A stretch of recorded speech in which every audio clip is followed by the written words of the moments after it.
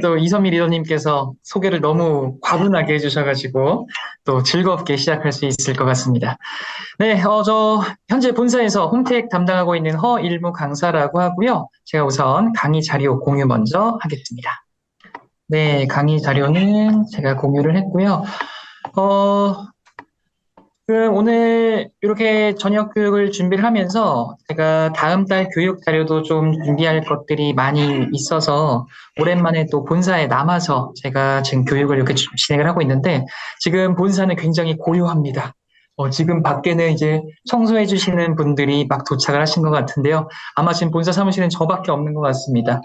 어찌보면 좀 리더님들과 좀 데이트하는 느낌으로 오늘 1시간 동안 즐겁게 할 수 있을 것 같은데 오늘 이스프링 얘기할 겁니다. 저도 지금 옆에 이렇게 이스프링 물도 떠왔고, 많은 리더님들이 물 한 잔 옆에 떠놓고 이렇게 지금 강의 듣고 계실 텐데요. 네, 이스프링 같은 경우는 사실 뉴 이스프링 작년에 출시가 되기 전부터 이전 이스프링부터 정말 오랫동안 우리에게 사랑을 받고 있고 우리가 또 사랑하고 있고 많은 분들에게 전달을 하고 있는 제품인 만큼 많은 분들이 이미 이스프링에 대한 기본적인 지식이라던가 그 중요성, 필요성은 알고 계실 거라는 생각이 듭니다. 저 같은 경우는 그래서 오늘 뭔가 완전한 뭔가 새로운 내용이 있더라라는 것보다도 우리가 알고 있다고 생각하는 요 이스프링 내가 좀 어떻게 정리를 해서 소비자분들에게 전달을 할 때 조금 더 효과적으로 전달할 수 있을지 그런 것들 위주로 제가 한번 정리를 해보는 시간 가져보도록 하겠습니다. 일단 리더님들에게 이 질문 먼저 드려야 할 것 같습니다. 이 물이란 거, 물이 뭐고, 물이 어떻게 우리 몸에서 작용을 하고, 우리가 일상을 생활하는 데 있어서 물 섭취가 얼마나 중요한지 소비자분들에게 어떻게 전달하고 계신가요? 어떻게 말씀하고 계신가요? 아마 많은 분들이 당연히 물이란 게 우리 몸속에 뭐 70% 이상을 차지하고 우리 몸속에 정말 많은 역할을 하고 영향을 주고 이런 물을 우리 몸속에 부족했을 때 뭔가 안 좋은 영향들이 나타날 수 있고 그렇기 때문에 물을 잘 마셔야 한다. 이렇게 잘 설명하고 계실 겁니다. 근데 내가 이렇게 물의 필요성을 말씀을 하셨을 때 내 얘기를 듣는 소비자분들의 입장, 소비자분들의 반응은 어떠셨을까요? 우리 얘기를 들었을 때, 와, 맞아, 와, 물 진짜 잘 마셔야겠다, 라는 반응이 나오기는 쉽진 않을 것 같아요. 무슨 말이냐면은, 내가 물의 중요성을 말을 했지만, 내가 말한 요 내용은 이미 소비자분들도 알고 계실 만한, 그렇게 너무나 많이 전달이 되고 전파가 된 내용일 수 있겠다라는 거죠. 그래서 우리가 이 정수기를 전달함에 있어서 물의 필요성을 꼭 전달은 하고 소개는 해야 하는데 조금 더 끌릴 만한 그런 내용을 어떻게 전달할 수 있을까를 제가 좀 고민을 해봤습니다. 그래서 요거를 저는 요 내용을 한번 준비를 해봤거든요. 바로 미세먼지입니다. 미세먼지, 정수기 얘기를 하는데 미세먼지 얘기를 왜 하지? 네. 우리가 미세먼지는 공기청정기에서 본격적으로 다루는 주제이기도 하죠. 근데 이제 앞으로 정수기 얘기하실 때도 미세먼지 얘기 하시면 좋을 것 같습니다. 왜냐면요. 지금 화면에서 보시는 것처럼 우리나라는 이제 OECD에 속해 있는 국가이죠. 이 OECD 속한 국가들 중에 연평균 미세먼지 농도 수치가 가장 안 좋은 나라 1위로 안타깝게도 한국이 선정이 됐습니다. 그만큼 어찌 보면 우리는 봄, 여름, 가을, 겨울 할 것 없이 사계절 내내 다른 나라 대비 미세먼지가 좀 안 좋은 상황에서 살아가고 있다라는 거죠. 근데 지금같이 따뜻한 5월, 뭐 지난달, 지지난달부터 해서 3월부터 5월 우리가 흔히 봄철이라고 하는 부르는 이 계절에는요. 날씨가 따뜻하고 뭔가 가정의 달도 껴있고 뭔가 각종 행사들도 있다 보니까 다른 계절보다 야외 활동도 많아지는 시기이기도 합니다. 제가 어떤 말씀 드릴지 약간 감이 오시죠? 이미 우리나라는 사계절 내내 미세먼지에서 자유롭지 못한 나라인데 지금 우리가 지내고 있는 요 계절, 특히나 3월, 4월, 5월 요 계절은 일상생활 대비 야외 활동이 더 많아지는 계절이더라. 다르게 말하면 평소보다 미세먼지 흡입의 양이 더 많아질 수밖에 없는 그런 계절이다라는 겁니다. 이렇게 미세먼지 흡입이 많아지면요. 성인뿐만 아니라 어린 아이들일수록 더 많은 영향을 끼친다라는 건 많이들 알고 계실 텐데요. 학생 자녀를 둔 부모님 리더님들에게 조금 더 흥미가 있는 그런 얘기가 될 것 같습니다. 우리 학생 자녀분들 공부 누구나 잘했으면 하는 마음 갖고 계실 겁니다. 그렇기 때문에 공부 열심히 하라고 뭐 좋은 책상, 좋은 의자, 아니면 좋은 영양제 등등등 정말 많은 지원과 노력을 해주고 계실 텐데 나도 모르는 사이에 우리 아이가 미세먼지에 많이 노출이 될 경우에 학업 성적이 실제로 떨어질 수도 있다라는 작년 논문 결과 굉장히 최신 논문을 제가 찾아와 봤는데요. 실제로 2024년 논문 결과에 따르면은 이 초미세먼지 농도가 1 마이크로그램씩 증가할 때마다 학생들의 이 수학 점수와 이런 표준 편차가 하락을 한다라는 연구 결과가 발표가 되기도 했습니다. 그렇기 때문에 우리는 단순히 아이들에게 여러 가지 지원을 해주고 케어를 해주는 데 있어서 이런 미세먼지 관리도 잘 해줘야 한다라는 걸 생각을 해볼 수 있겠는데요. 그럼 어린 아이부터 나이가 들고 있는 이런 성인들까지 미세먼지 관리는 정말 필수적이다. 하지만 우리가 지금 지내고 있는 이 5월은 어쩔 수 없이 다른 계절보다 미세먼지를 조금 더 흡입을 할 수밖에 없는 야외 활동이 많은 계절이기도 하다라는 그 개념을 좀 탑재를 해주시면은 우리가 정수기, 이 물의 섭취의 필요성을 말씀하실 때 조금 더 도움이 되실 것 같습니다. 이 미세먼지가 우리 몸속에 들어왔을 때 다양한 영향을 줄 수가 있는데요. 일단 뭐 여러 가지 증상들 중에 기침이 날 수도 있고 가슴이 답답하고 뭐 호흡곤란부터 피부가 가렵거나 눈이 건조해질 수 있는 여러 가지 증상을 보일 수 있다라고 합니다. 이제 여기서 제가 왜 정수기를 얘기하는데 미세먼지 얘기를 지금까지 했는지 답이 나올 텐데요. 우리도 모르는 사이에 흡입했던 이 미세먼지 실내에서 생활하는 동안은 다행히도 공기청정기라는 요 제품이 관리를 잘 해줄 겁니다. 하지만 야외 활동이 많은 요 시즌에 내 몸속에 이미 어쩔 수 없이 들어온 미세먼지 잘 배출해주는 것도 중요할 겁니다. 그렇기 때문에 우리 몸속에 들어온 미세먼지를 잘 배출해주는 그런 활동도 중요하다고 말씀드릴 수가 있겠는데요. 미세먼지 배출에 도움이 되는 첫 번째, 해조류 섭취가 도움이 된다고 합니다. 미역이나 김 같은 이런 해조류 안에는요, 비타민 K가 풍부하게 들어있어서요, 우리 몸속에 있는 독소 성분이나 독소 성분을 배출하는 데 도움을 줄 수 있다라고 하고요. 그리고 아마 오늘도 잘 챙겨 드셨을 것 같습니다. 오메가3 섭취도 미세먼지가 우리 몸속에서 배출이 되는데 도움을 줄 수가 있다라고 합니다. 기도염증을 완화시켜서 폐 질환의 증상을 개선시킬 수 있는 역할을 하고요. 그리고 녹차를 섭취를 해주시는 것도 우리 몸속에 있는 미세먼지를 배출하는 데 도움이 될 수 있다라고 합니다. 녹차 안에 있는 이 타닌 성분이 그 중금속을 배출하는 데 도움을 주는 역할을 하기 때문이고요. 마지막으로 가장 기본적이고 가장 쉬우면서도 가장 중요하다라고 할 수 있는 물 섭취입니다. 앞선 위에 세 가지, 나는 뭐 해조류 별로 안 좋아해요. 저희 집에 오메가3가 없어요. 또 녹차도 없는데 괜찮아요. 물만 잘 드셔주셔도 우리가 이처럼 야외 활동이 많은 시즌에 걱정 없이 우리 몸속에 있는 미세먼지 잘 배출해 줄 수 있다라고 말씀드릴 수 있겠습니다. 이렇게 단순히 많은 소비자분들이 이미 알고 있는 내용, 뭔가 이래서 물 마셔야 됩니다라는 것보다도 우리가 지금 하루하루 살아가고 있는 요 날들에 좀 집중을 해서 요새 미세먼지, 봄철에 뭐 황사부터 미세먼지까지 많이 몰려온다고 하잖아요. 근데 날이 따뜻하다 보니까 야외 활동도 많이 하시죠. 그러다 보니까 나도 모르는 사이에 야외 활동하면서 우리 몸속에 미세먼지가 많이 들어올 수도 있습니다. 그렇기 때문에 우리 몸에 있는 미세먼지도 잘 배출해주는 게 요즘 같은 시기는 굉장히 중요해요. 그런데 미세먼지 배출해주는 데 도움이 되는 게 요런 것들이 있는데 가장 쉽고 가장 편하면서도 효과적인 게 물 많이 마시는 거라고 하더라고요. 그래서 요즘 같은 때 특히나 물 잘 섭취해 주셔야 돼요. 이런 식으로 말씀해 주시면은 맞아, 안 그래도 나 지난 주말에도 아기 데리고 공원 갔다 왔는데 날이 조금 뿌해가지고 걱정이 됐는데 우리 애한테 오늘 저녁에 물 한 잔 더 많이 마시라고 말해줘야겠다. 이런 생각이 또 들 수도 있을 겁니다. 이처럼 이 물을 많이 마셔야 한다. 많은 분들이 알고 계시는 요 내용 조금 더 구체적인 과학적 근거도 제가 조사를 해와 봤습니다. 물 마셔라. 왜 마셔야 되냐면 하면서 과학적 근거를 제가 찾아봤는데요. 첫 번째, 신장 결석을 예방을 하고 혹시라도 신장 결석을 앓으셨던 분들의 재발에도 굉장히 감소하는데 많은 역할을 줄 수 있다라고 합니다. 하루 8잔 정도, 2리터 정도라고 합니다. 하루 8잔 정도를 꾸준히 물을 섭취를 해주신 분들은요, 신장 결석의 재발률이 굉장히 현저히 줄어들었다라고 하고요.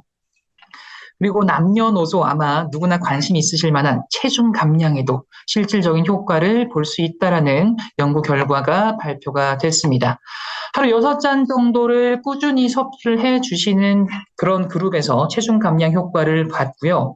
그리고 식사 전에 500ml 정도를 미리 섭취를 하면은 과식을 또 예방을 하면서 최대한 111칼로리 정도도 줄일 수 있다라는 연구 결과가 발표가 됐습니다. 이뿐만 아니라 만성 질환 관리와 예방 효과도 있는데요. 뭐 두통이 평소에 있으셨거나 아니면 당뇨가 있으신 분들도 물을 꾸준히 섭취를 잘 해주시면은 그렇지 않은 그룹보다 뭐 물을 마신다고 해서 완전히 낫습니다. 요거는 아니겠죠. 하지만 확실한 그 예방의 효과라던가 개선의 효과는 기대해 볼 수가 있다라는 거. 이처럼 다양한 근거로 우리는 물을 마셨을 때 우리 몸에서 정말 많은 도움을 받을 수 있다라는 걸 확인할 수 있었습니다. 그렇다면은 우리가 이 물 섭취의 중요성은 알았으니까 이제 어떤 물을 마셔야 할까? 그거에 대한 이야기를 한번 나누어 봐야 할 것 같은데요. 어떤 물을 마시는 게 좋을까요? 리더님들, 채팅 한번 남겨주시겠어요? 어떤 물을 마시는 게 좋을까요? 제가 답을 먼저 말씀드리기 전에. 사실 답을 말한다라는 것도 이상할 수 있습니다. 물이란 건 기본적으로 뭐 안 마시는 것보단 당연히 좋은 거고요. 우리 예선이 리더님께서 미네랄이 풍부한 물. 우리 황영림 리더님 이스프링물 좋습니다. 바로 그냥 딱 직진으로 이스프링으로 가주셨습니다. 저도 요 따봉 하나. 네, 따봉이 지금 많이 달리고 있네요. 맞아요. 미네랄이 풍부하고 또 한마디로 저기라면 결국엔 이스프링물, 또 필터링이 잘 된 물, 뭐 우리 하원장 리더님 같은 경우도 미세 플라스틱이 없는 물, 네, 용존산소도 나왔습니다. 좀 전문적인 용어도 나오고 있고요. 이처럼 사람들마다 제가 이걸 왜 여쭤봤냐면요. 사람들마다 이 좋은 물이라고 하는 이 기준이라고 할까요? 요거는 조금씩 다를 수 있다라는 겁니다. 그래서 내가 생각하는 좋은 물의 조건, 기준과 이 사람이 생각하는 좋은 물의 조건과 기준이 다를 수 있기 때문에 우리가 먼저 큰 기준을 제시해 주시는 것도 도움이 될 수 있다는 겁니다. 무슨 말이냐면은 올해 2025년 저한테는 개인적으로 조금 이제 좀 뜻깊은 해라고 좀 말씀을 드릴 수가 있는 게 2025년이 제가 이제 이 정수기 업계에 발을 들여놓은 지 10년 차가 되는 해입니다.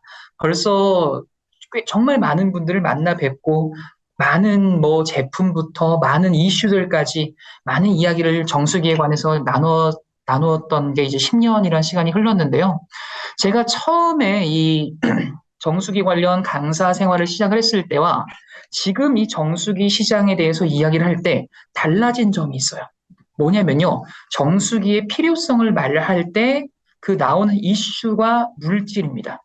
무슨 말이냐면은 제가 2016년도만 해도 이 정수기의 필요성 왜 써야 되나 이런 것들을 말할 때 빠지지 않고 나왔던 게 녹물, 염소, 중금속, 특히나 2010년대 후반의 경우에는요, 붉은 수돗물로 굉장히 이슈가 됐었고, 또 2020년대 초반에는 또 과불화화합물이라는 물질도 이슈가 됐었습니다. 근데 지금은요, 녹물, 염소, 중금속, 요거는 당연히 기본 베이스로 나오기도 하는데, 추가가 된 것들이 꽤 있다라는 거죠. 네이버나 구글에 정수기 또는 수돗물, 이런 물 관련 키워드를 검색을 한번 해보십시오. 요즘 나오는 키워드들이 아마 눈에 띄는 것들이 있을 겁니다. 대표적인 게 미세 플라스틱이 될 수 있을 거고요. 또 뭐 잔류의약품이란 게 될 수도 있을 거고요. 아까 잠시 이야기가 나왔던 과불화화물이 나오기도 할 겁니다. 이처럼 불과 10년 전에는 그리 이슈가 되지 않았었던, 근데 분명히 세상에 존재했었을 거란 말이죠. 근데 10년이 지난 지금 사람들이 말하는 이 물을 관련해서 이야기할 때 이야기하는 그런 키워드들이 조금씩 달라지고 있다는 겁니다. 그래서 이런 시대의 흐름을 리더님들이 알고 계시고 이런 지금 시대에 더 이슈가 되고 신경 써야 하는 물질들이 이런 겁니다라는 걸 우리가 먼저 소비자분들에게 그런 배경 지식을 전달을 하고 소개를 할 경우에 아, 그렇구나. 맞아. 나도 안 그래도 요거 뉴스에서 본 적 있는데. 아, 이젠 정수기 볼 때 이런 것도 내가 신경 써야겠네가 될 수 있다라는 거죠. 그런 관점에 봤을 때 우리 이스프링은 정말 이 시대에 맞는 가장 적합한 정수기라고 말씀을 드릴 수가 있겠는데요. 일단 그럼 제가 말씀드렸던 이런 각종 물질들 조금 더 디테일하게 보도록 하겠습니다. 첫 번째는 잔류의약품입니다.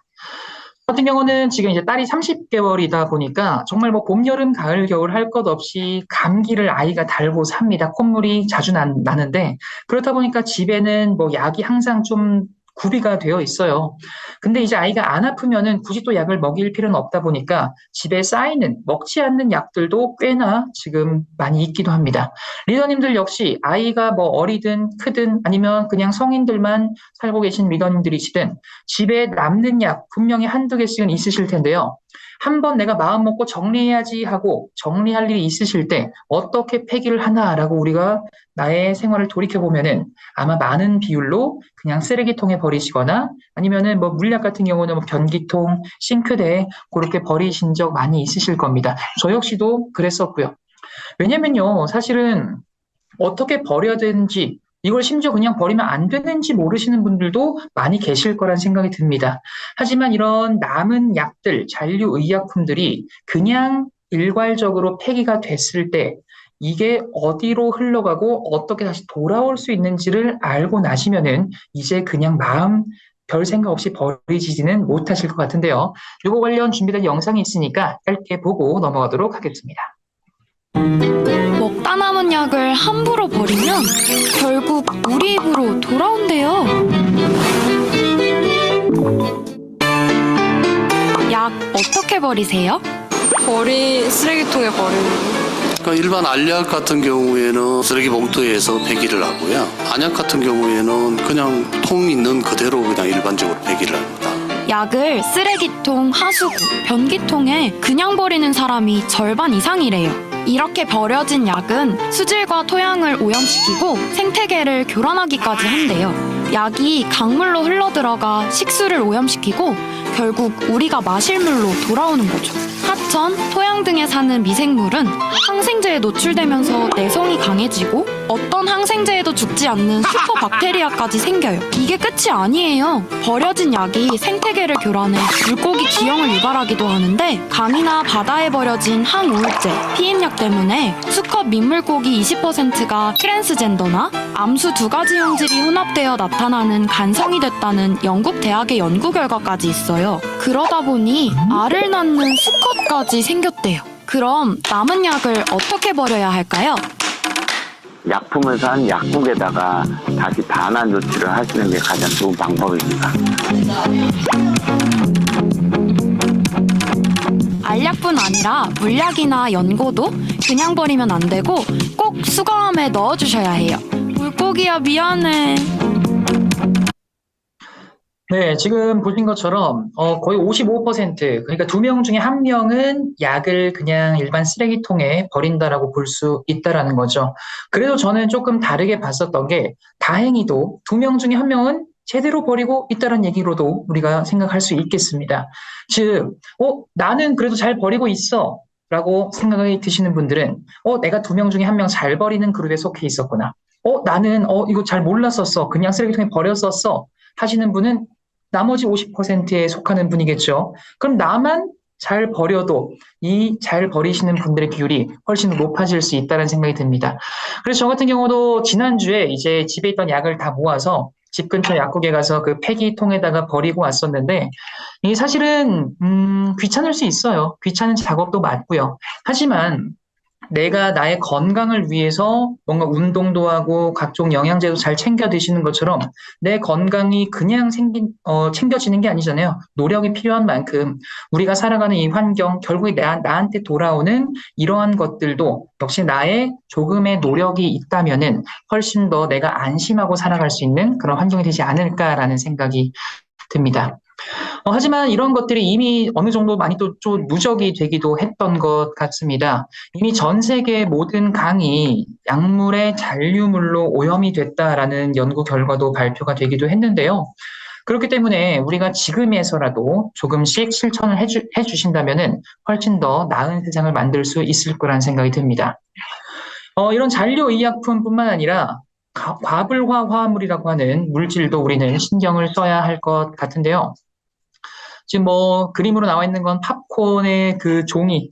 우리가 종이라는 건 기본적으로 뭔가 액체, 물이 담기면은 젖어야 정상인데 종이컵도 팝콘에 그런 기름이 묻어도 뭔가 찢어지지 않죠. 결국엔 코팅이 되어 있더라는 거고 카페트부터 후라이팬 그리고 방수, 고기능 방수, 의류까지 우리의 일상생활에 굉장히 많은 편리함과 도움을 주는 이런 과불화 화합물이라는 게 이게 우리 몸속으로 들어왔을 때 이게 환경으로 다시 분해가 되지 않고 떨어졌을 때는 역시나 우리 몸속에 굉장히 안 좋은 영향을 끼칠 수가 있다라고 많이들 알고 계실 겁니다. 특히나 PFOA, PFOA라고도 불리기도 하고요. PFOS, PFOS라고도 불리는 이 물질은 국제암연구소에서 1군, 2군 발암물질로 지정을 했을 정도로 실질적으로 우리의 몸에 안 좋은 악영향을 끼칠 수 있는 그런 물질이기도 하고요. 그래서 이런 과불화 화합물도 우리의 주변에 있는 경우에 정말 잘 관리를 해주셔야 하는데요. 이것도 최근 뉴스가 있어서 작년 뉴스를 한번 제가 스크랩을 해왔으니까 한번 보도록 하겠습니다. 1군 발암물질인 과불화 화합물이 수산물과 산모 모유에서까지 검출됐다는 내용 저희가 그동안 전해드렸습니다. 이게 사용이 금지된 물질인데 낙동강 같은 우리 하천에서도 여전히 검출되고 있는 걸로 드러났습니다. 장세만 환경 전문 기자가 단독 취재했습니다. 의류용 발수 코팅제를 만드는 경기도의 한 공장입니다.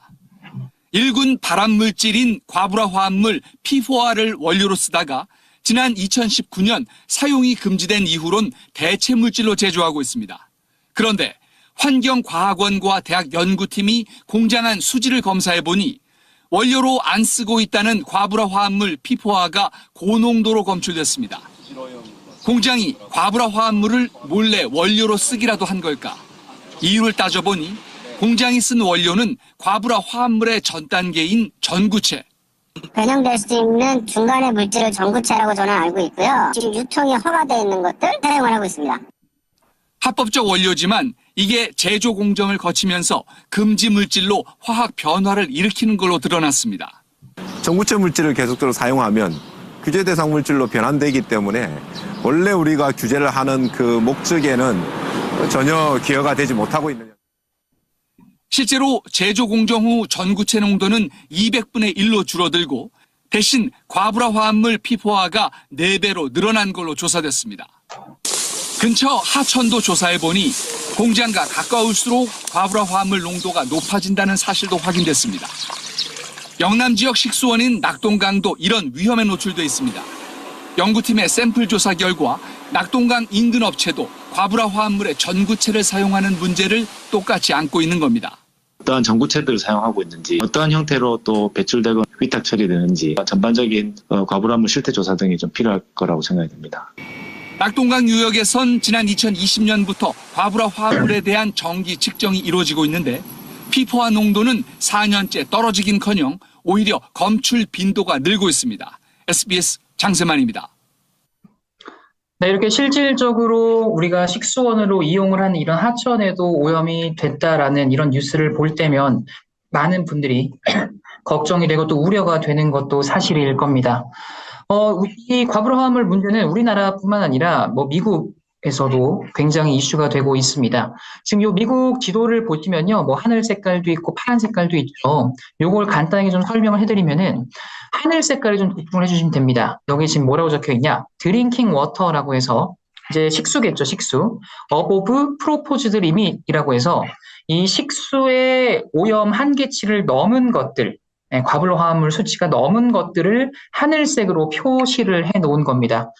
지금 보시면 아시겠지만 미국의 주요 대도시들이 모여있는 서부부터 동부는 굉장히 지금 하늘색으로 꽉 차 있는 걸 볼 수 있으시죠.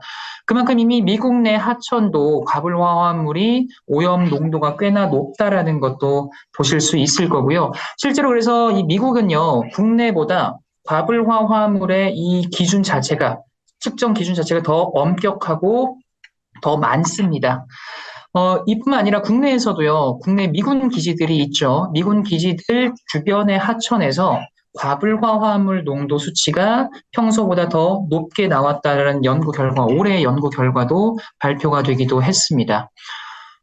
이처럼 우리 주변에서 생활하고 있는, 볼 수 있는 이런 하천, 강들에서도 우리가 마냥 안심하고는 그냥 살아가기는 좀 어렵다라고도 말씀을 드릴 수가 있겠는데요. 그래서 앞서서 말씀드렸던 이 물을 마셔야 되는 필요성, 그리고 이제 어떤 물을 마셔야 할까? 단순히 이제 녹물, 염소, 중금속 이런 것들은 어찌 보면 당연한 거고, 요즘 시대에 맞는, 요즘 시대에 이슈가 되는 것들을 얼마나 잘 내가 안심하고 마실 수 있냐가 좋은 정수기가 아닐까라고 말씀드릴 수 있겠는데요.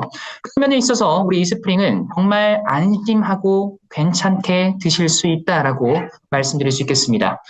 미세 플라스틱 99% 제거되고요. 과불화 화합물 NSF 인증 전 항목 인증 7종 받았습니다. 그리고 잔류의약품도 19종이나 여과를 받았다라는 성능 검증까지 받았고요. 각각의 기능들이 어떻게 인증을 받은 건지 조금 더 들여다보도록 하겠습니다. 네, 우리 이스프링을 많이들 잘 소개하고 계실 텐데 오늘은 제가 이걸 키워드로 정리를 한번 해봤습니다. 이스프링이 갖고 있는 각종 장점들을 이 키워드를 잘 기억을 하셔서 소비자분들에게 전달하실 때도 꼭 활용을 해보시면 좋을 것 같고요.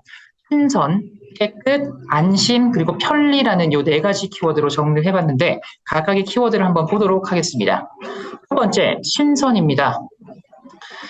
특히나 이제 곧 있으면 뭐 다음 달이면 6월이고 벌써 여름이 다가올 그런 계절을 앞두고 있기도 한데요.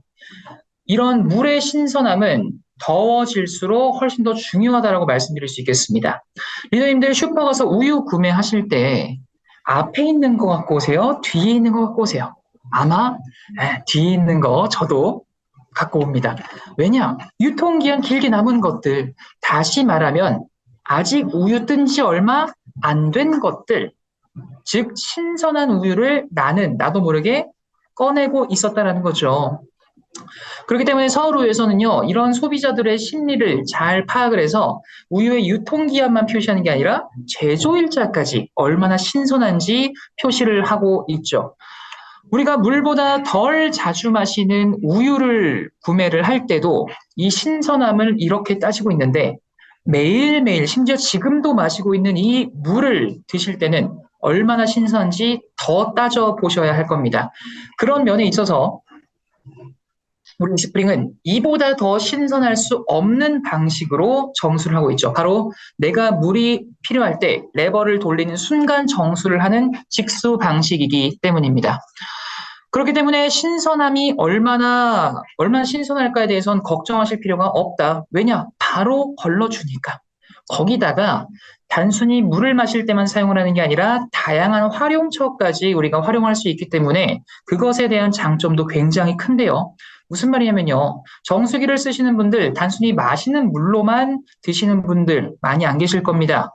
요리를 하실 때, 뭐 과일을 씻을 때, 라면 끓일 때, 국 끓일 때, 쌀 씻을 때도 마찬가지고요. 이처럼 우리 일상생활에서 굉장히 다양하게 물이 사용이 되고 있기 때문에 이런 다양한 사용처에서도 무리 없이 굉장히 편하게 쓸 수 있는 유효 정수량을 갖고 있기 때문인데요. 유효 정수량, 말 그대로 필터의 성능 저하 없이 이 정수기가 어느 정도까지 물을 취수할 수 있는가를 의미를 하는 겁니다. 우리 이스프링의 유효 정수량 몇 리터인지 알고 계시죠? 1년에, 그렇죠. 우리 이선미 대표님 5,000리터 맞습니다. 1년에 5,000리터라는 거는 하루로 환산을 하면 대략 13.6리터 정도의 양을 매일매일 쓸 수 있다는 겁니다. 다시 한번, 이스프링을 사용하시면요, 13리터라는 양을요, 매일매일 쓰셔도 이 필터의 성능 저하 전혀 없이 1년 동안 쓰실 수가 있다는 겁니다. 제가 이걸 왜 강조를 드리냐면요. 보통 제가 다른 회사 언급하고 이런 거는 이제 안 되겠지만 일반적으로 다른 것들 한번 보시면 쉽게 공감이 되실 거예요. 결국 필터 교체 주기가 유효 정수량과 꽤나 상관이 있다라고 말씀드릴 수 있겠는데 일반적으로 필터 교체 3개월짜리도 있고 6개월짜리도 있습니다. 그 말인즉슨 그 정도 기간이 지나면은 필터 성능이 저하될 수 있어요라는 거죠. 근데 우리는 1년 동안이나 필터 성능 저하 없이 쓸 수 있고 하루에 13리터라는 충분한 양으로 음용수뿐만 아니라 세척을 하든지 조리를 하든지 정말 다양한 환경에서까지 사용을 할 수 있는 그런 방식으로 제품이 제작이 되고 있다라는 거 꼭 기억을 해주시면 좋을 것 같고요. 이렇게 신선함을 베이스로 해서 정수기의 가장 기본이자 또 핵심이라고 할 수 있는 깨끗함까지 당연히 잡은 제품이죠. 우리 이스프링이 정수를 하는 그 방식은 큼지막하게 보면은 두 가지 방식이라고 보시면 되겠습니다. E3 카본 필터가 있고요.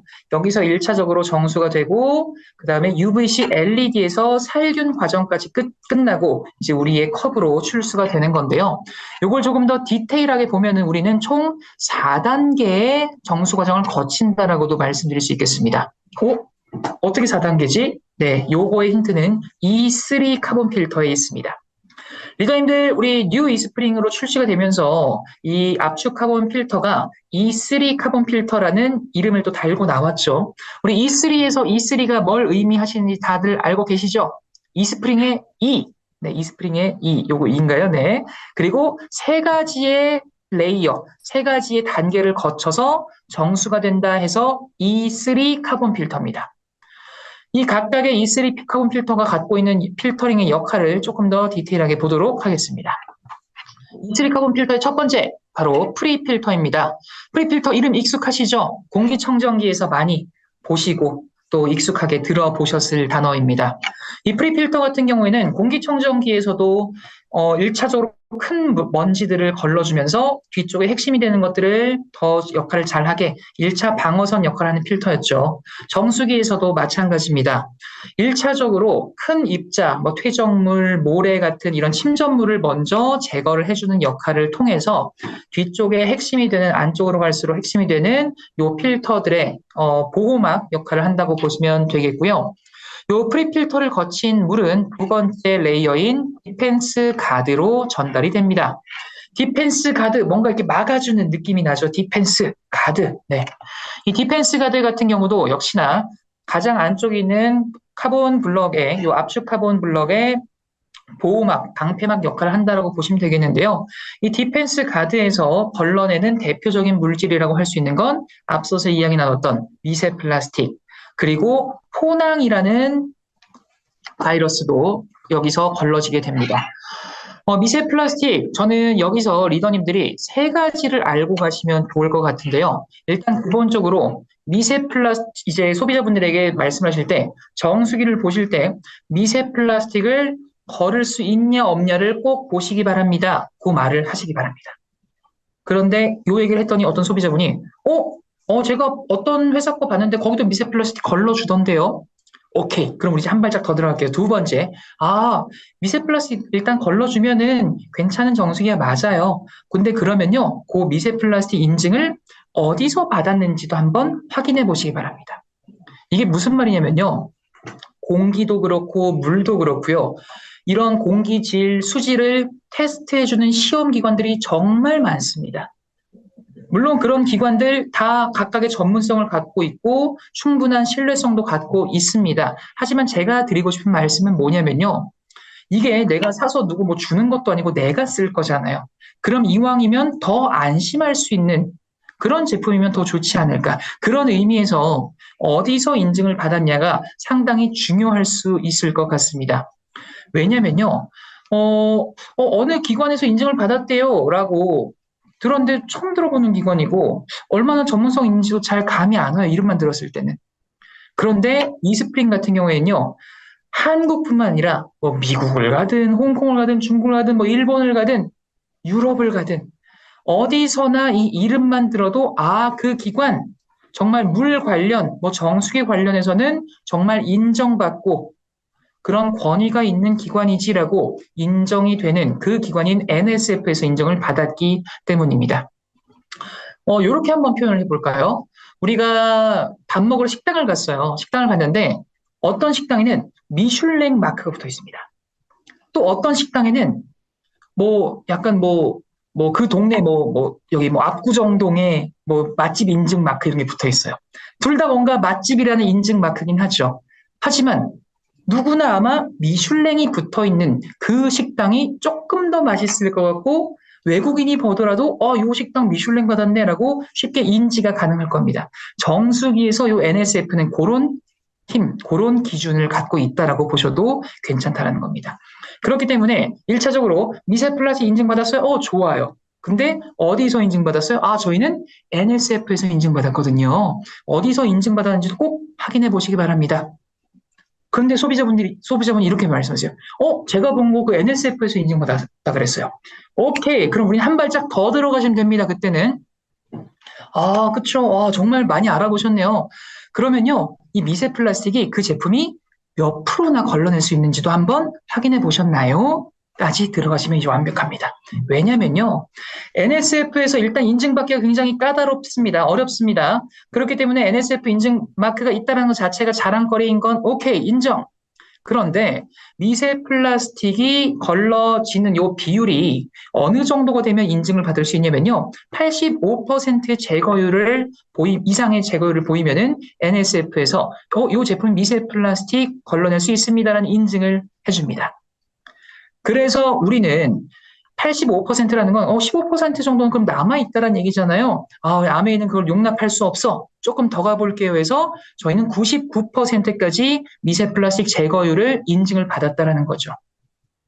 그렇기 때문에 이제 미세 플라스틱을 얘기를 하실 때 단순히 미세 플라스틱 99% 걸러냅니다 라고만 말씀하시는 게 아니라 미세 플라스틱을 걸러내는지 그리고 이걸 어디서 인증을 받았는지 그리고 얼마나 인증을 받았는지까지 설명을 해주신다면은 이 미세 플라스틱에 관련한 요 특징을 훨씬 더 강하게 어필하실 수 있을 거란 생각이 듭니다. 네, 이렇게 이제 디펜스 가드에서 핵심이 될 수 있는 미세 플라스틱에 관한 이야기 잠깐 해드려 봤고요. 마지막 레이어는 이제 카본 블럭입니다. 우리가 압축 카본 활성탄이라고 이미 기존 이스프링에도 적용이 됐었던 굉장히 핵심이 되는 필터였죠. 이 압축 카본에서는 우리가 걱정하는 대부분의 물질들이 이쪽에서 걸러진다라고 보시면 되겠습니다. 기존 이스프링의 경우는 140여 가지 항목을 걸러냈었는데 뉴 이스프링에서는 30여 가지나 더 추가가 된 170여 가지 항목을 걸러낼 수 있게 더 업그레이드가 됐죠. 이 압축 카본의 특징이라 함은 흡착과 여과를 동시에 할 수 있는 그런 역할을 할 수 있는 필터링을 갖고 있다가 또 특징이 될 수 있겠습니다. 말 그대로 이 여과, 이 필터 구멍보다 큰 것들은 기본적으로 물리적으로 걸러지고 그 다음에 필터 구멍보다 혹시라도 작은 것들은 이 활성탄의 역할, 영향에 의해 성질에 의해서 흡착, 잡히는 식으로 해서 우리 몸속에 필요한 미네랄은 통과가 되지만 오염물질들은 걸러낼 수 있는 그런 역할을 할 수 있게 탄생을 했다라는 거죠. 그래서 이런 이 압축 카본 필터에서 걸러지는 대표적인 것들은 앞서서 우리가 요즘 시대에 많이 이슈가 된다 그랬던 이 잔류의약품이 대표적으로 걸러진다라고 보시면 되겠습니다. 사실 의약 물질들은 이름들이 좀 어렵죠. 지금 나와 있는 것도 설파메라진, 설파메타진 등등 나와 있는데 이런 이름을 하나하나 다 외우시면 좋겠지만 조금 어려우시면 굳이 안 외우셔도 되겠고요. 앞에 설파가 들어가면요. 붙으면은 항생제 성분을 뜻한다고 보시면 되겠습니다. 이스프링은 이런 잔류의약 물질도 우리가 좀 더 안심하고 마실 수 있게 다 제거가 되구나. 그런 정도만 기억을 하셔도 충분하고요. 그리고 아까 말씀드렸던 과불화 화합물에서도 자신 있게 소개를 드릴 수가 있습니다. 기존 이스프링에서도 이미 과불화 화합물은 걸러지고 있었습니다. 기존 이스프링에서 걸러졌던 항목은 PFOA, PFOS 이 두 가지 항목이었는데요. 뉴 이스프링에서는 5가지가 추가된 총 7종에 대한 과불화 화합물 인증을 받았습니다. 그러면 기존 이스프링에서는 왜 5가지 인증이 없었나요? 네. 왜냐면요, NSF에서 그 당시 출시됐을 때는 인증하고 있는 게 2가지 항목밖에 없었어요. 네. 지금은 NSF에서 과불화 화합물을 인증하는 게 총 7종, 7가지를 인증을 하고 있기 때문에 새롭게 출시된 이스프링은 요 전 7종을 인증을 받았다라는 것까지 확인을 하시면 되겠습니다. 네, 이렇게 물리적인 필터링 역할을 하는 것들을 거쳐서 우리 컵으로 바로 물이 나오는 게 아니라 마지막에는 UVC 파장을 이용한 살균 작업까지 완벽하게 거치고 우리가 마시는 컵으로 물이 출수가 되죠. 이 UVC, 기존 UVC 램프에서 한 단계 더 진화를 했습니다. 바로 UVC LED로 변경이 된 건데요. UVC LED로 진화가 되면서 박테리아는 99.9999% 그리고 바이러스는 99.99%나 살균을 할 수 있을 정도로 완벽에 가까운 살균력을 갖고 있다라고 말씀드릴 수 있겠습니다. 이럴 수 있었던 이유는요. UVC 안에서도 그 파장의 숫자는 조금씩 다를 수 있습니다. UVC 파장이 기본적으로 살균력이 좋은 파장이긴 하지만 그 안에서도 살균력이 가장 강하다고 할 수 있는 그 파장은요, 265 나노미터의 구간에서 살균력이 가장 좋다고 알려져 있습니다. 그리고 우리 이스프링은 265에서 269 나노미터 정도의 구간에서 UVC LED 파장이 나오기 때문에 살균력에 있어서도 훨씬 더 강력한 효과를 볼 수가 있다는 거죠. 이렇게 살균력만 갖고 있는 게 아니라 기존 램프 대비 자연 환경적인 면도, 에너지 효율적인 면도 굉장히 많은 개선이 들어갔는데요.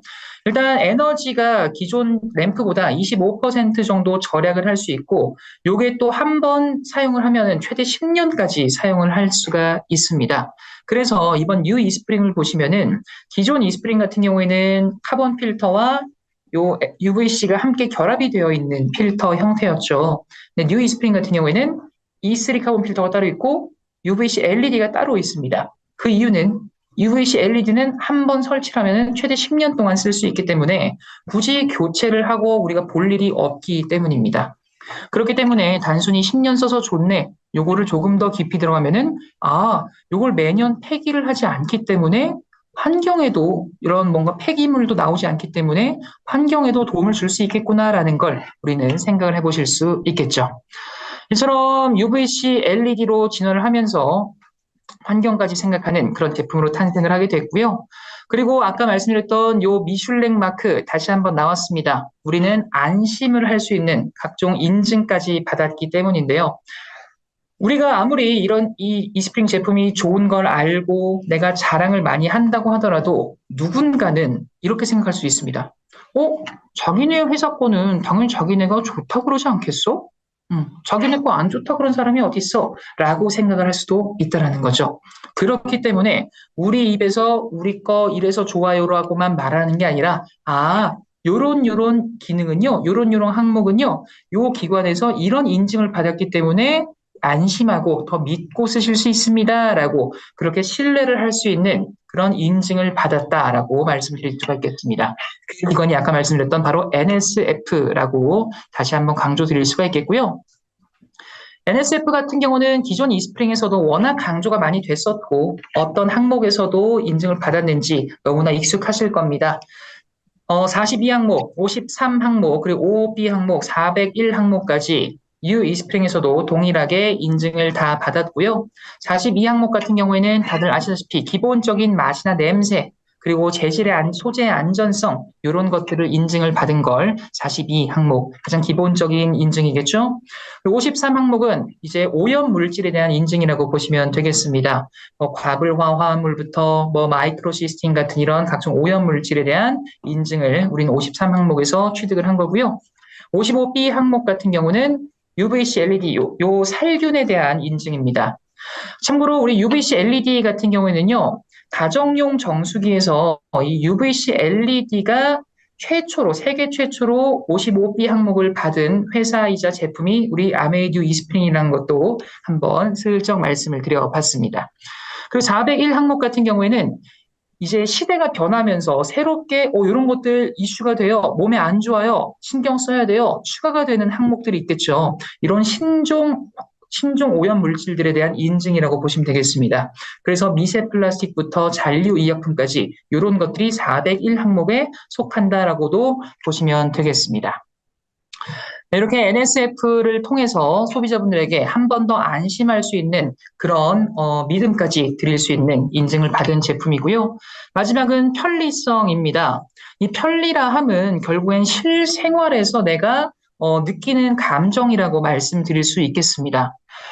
정수기에서 편리라 함은 우리가 1년에 한 번 정도는 신경을 써야 하는 바로 필터 교체를 말씀드릴 수가 있겠는데요.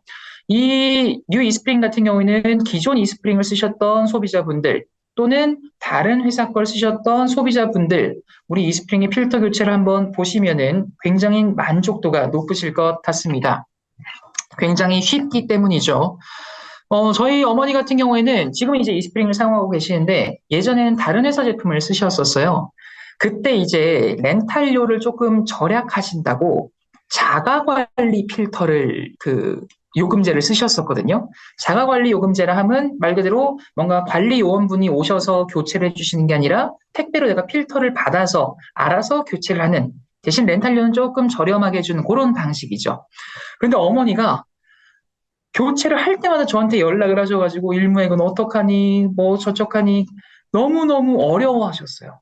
그만큼 사실은 쉽다고 말하는 것들도 누군가에게는 굉장히 어려울 수 있다는 건데 뉴 이스프링은 저희 어머니도 쉽게 진짜 보여드리더니 야 이건 진짜 할만하겠다라는 얘기가 나올 정도로 간단하다라고 말씀드릴 수 있겠습니다. 이 뉴 이스프링 필터 교체 방법 1분 정도니까요. 간단하게 보고 넘어가도록 하겠습니다.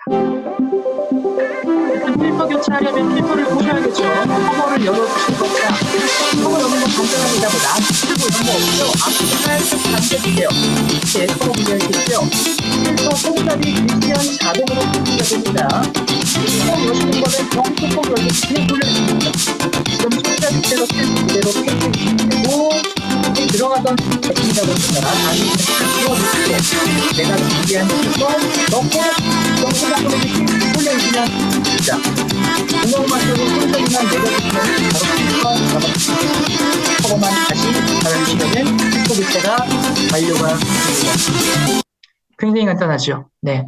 이거는 정말 기계치라고 생각이 드시는 분들에게도 너무나 간단하게 할 수 있는 그런 방법이기 때문에 특히나 저는 이제 또 오프라인 교육을 하다 보면은 우리 필터 교체 얘기만 나오면은 리더님들이 그렇게 좋아하세요. 이제 뭐 선 빼고 물 튀고 툭툭 치고 이런 거 안 해도 된다. 그게 너무 편하다. 그 말씀 참 많이 해주시는데 많은 분들이 이 필터 교체가 어찌 보면은 누군가에게는 정말 이 얼마나 오염물질을 잘 걸러내냐만큼 중요한 포인트가 될 수 있기 때문에 이런 편리한 필터 교체 방법도 잘 어필해 주시면 좋을 것 같습니다.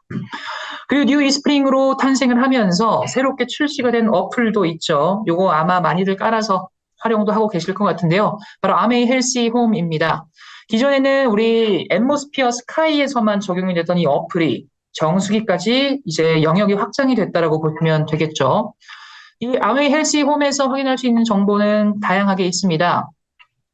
기본적인 나의 제품의 상태, 지금 괜찮은지, 지금 필터는 몇 프로 남았는지, 그리고 내가 오늘 물은 몇 리터 썼고 일주일 동안 물은 몇 리터 정도를 또 마시고 사용을 했는지 이런 다양한 정보들까지 확인을 할 수가 있고 필터 교체법이나 이런 간단한 유지 관리에 관한 그 정보들까지 확인할 수 있기 때문에 아직 이 어플을 깔지 않으신 분들은 한번 깔아서 내 이스프링, 요 뉴 이스프링이랑 연결이 되는 겁니다. 내 이스프링과 함께 연결도 해서 한번 꼭 활용을 해보시기를 강력 추천드리도록 하겠습니다. 네, 이렇게 편리까지 한번 살펴봤고요. 아까 말씀드렸듯이 하루 13.6리터 충분하게 쓰실 수 있고 하루 1,000원 꼴로 이 정수기도 활용하실 수 있습니다. 우리가 생수를 13리터를 구매한다고 생각을 해보십시오. 1,000원으로는 택도 없겠죠. 하지만 우리는 훨씬 더 안심할 수 있는 그런 좋은 물을 하루 1,000원 꼴로 13리터라는 양을 충분하게 활용할 수 있는 그런 제품이다라고까지 말씀드릴 수 있겠습니다. 네, 이렇게 이스프링 가장 기본이 되는 신선함부터 그리고 깨끗, 안심할 수 있는 인증, 그리고 편리한 필터 교체와 어플 활용법까지 살펴보셨습니다. 우리가 그동안 쭉 나열식으로 알고 계셨던 요 지식들 이렇게 키워드화해서 소비자분들에게 전달하시면요. 말하기도 조금 더 수월하실 거고 듣는 입장에서도 훨씬 더 잘 쏙쏙 들어오실 거란 생각이 듭니다. 여기 키워드 잘 한번 활용을 해보시고요. 마지막으로 프로모션 안내만 간단하게 드리고 교육 마무리 짓도록 하겠습니다. 네, 다가오는 6월 달입니다. 6월 달에 이스프링 무이자 할부 프로모션 예정하고 있습니다. 무이자 10개월 가능하고요. 굉장히 10개월이면 무이자로서는 굉장히 큰 기간이라는 건 미소님들께서 더 공감하실 것 같습니다. 현대카드, 삼성카드, 신한카드, 롯데카드 요 4개 카드사 무이자 10개월 할부 가능하니까 혹시라도 주변에 이제 여름 다가오면서 물에 관심도 정수기에 관심이 높아지는 계절인 만큼 정수기 관심 있으신 분들에게 또 프로모션을 활용하셔서 많은 전달하시면 좋을 것 같고요. 그리고 앰모스피어 스카이가 스마트페이가 드디어 출시가 될 예정입니다. 6월 4일 날에 이것도 6월 달에 출시 예정이니까요. 이 스마트페이도 많은 관심 가져주시면 감사하겠습니다. 네, 오늘 그러면 제가 말씀드릴 건 이 정도면 될 것 같고요. 늦은 시간까지 많은 집중해 주셔서 감사했습니다. 전 나중에 또 좋은 교육으로 찾아뵙겠습니다. 고생했습니다.